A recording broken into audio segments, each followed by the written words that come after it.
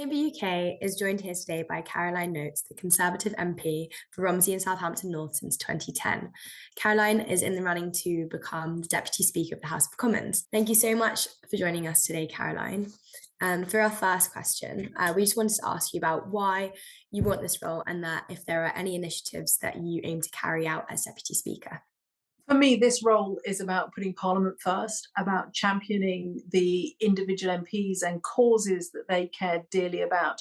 I think our Parliament should be a showcase of issues and campaigns. And what I want to do in the role is make sure that everybody has the opportunity to have their voice heard and to do so fairly.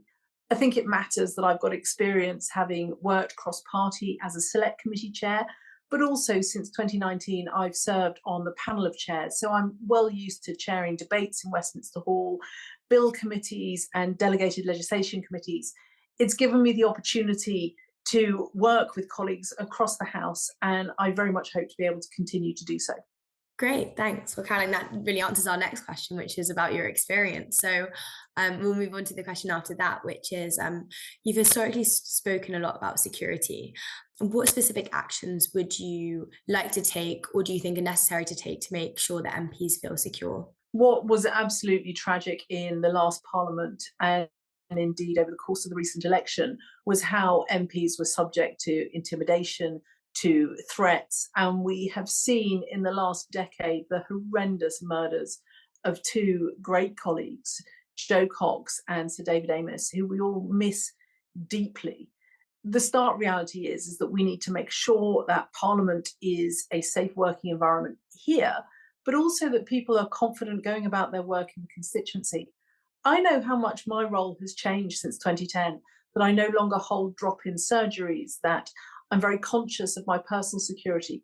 That's just wrong. And we have to make sure that Parliament itself is upholding the standards of security, is looking after people well and responding when they are concerned. And I know how very worried some of my colleagues are.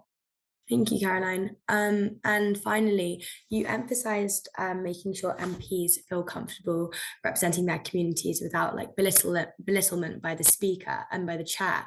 Would you make sure that all MPs feel respected whilst making sure that rules aren't broken at the same time?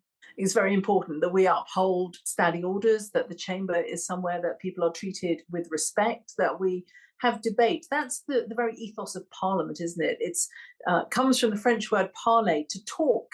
And the important thing is that people are encouraged.